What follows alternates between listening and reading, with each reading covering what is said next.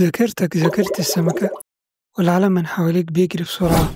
كل يوم تطبيق سوشيال ميديا جديد، مواقع بتستخدمها سواء بشكل شخصي أو لشغلك، غير إيميلاتك وحسابك في البنك. عارف إن الموضوع مرهق، عشان كده خلي كل حاجة بباسورد، اسمك ومن 1 ل5 أو من 5 ل1، يعني مش فارقة. وهي دي بقى الطريقة اللي بتسهل على أي هاكر يوصل لكل حساباتك في منتهى السهولة. تعالوا نعرف إيه اللي بيحصل لما تستخدم نفس الباسورد لكل حساباتك. ارجع معايا بالزمن ل2011، دخلت على موقع ملوش أي داعي، سجلت بنفس الباسورد اللي بتستخدمه في كل حساباتك. عمرك ما هتستخدم الموقع ده تاني. بس المفاجأة إن كمان سنتين نفس الموقع ده اتعمل له هاك واتسرق كل البيانات اللي عليه. دلوقتي بياناتك بقت على الدارك ويب، بتتباع ب$1 بس.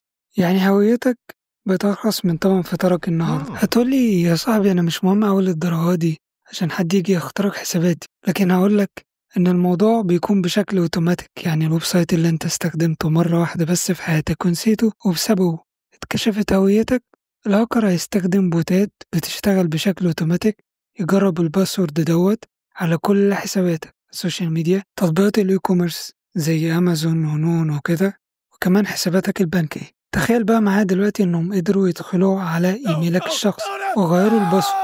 اللي هيحصل دلوقتي زي تأثير الدومينو بالظبط. يعني الهاكر دلوقتي يقدر يدخل على أي موقع أو حساب مرتبط بالميل بتاعك ويغير الباسورد بتاعه بكل سهولة. يعني الهاكر دلوقتي مش بس هيسرق فلوسك، لأ ده هيبقى أنت. يعني مثلا ممكن يبعت لأصحابك إنك محتاج فلوس مثلا سلف، أو لينكات يقدر منها يخترقه. كمان ممكن يبعت لشغلك بالمرة إنك استقلت، يعني الراجل زهقلك. تخيل بقى معايا كمان إن بيتك سمارت وبتستخدم نفس الباسورد على أجهزة بيتك. دلوقتي أنت معاك واحد من البرتغال عايش معاك في البيت.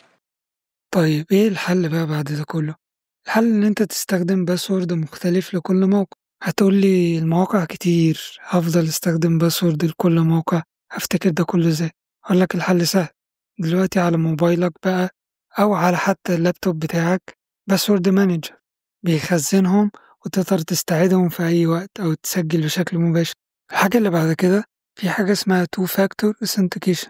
الخطوة دي بتخلي إن أنت لازم يجيلك دايما كود لو حاولت تسجل على أي حساب من حساباتك. أي حد هيحاول يسجل هيجيلك أنت الكود، مش هيجيله هو. في النهاية استخدامك نفس الباسورد زي بالظبط كأنك بتستخدم مفتاح واحد لبيتك، عربيتك، خزنتك. لو اتسرق فأنت حياتك كلها ضاعت.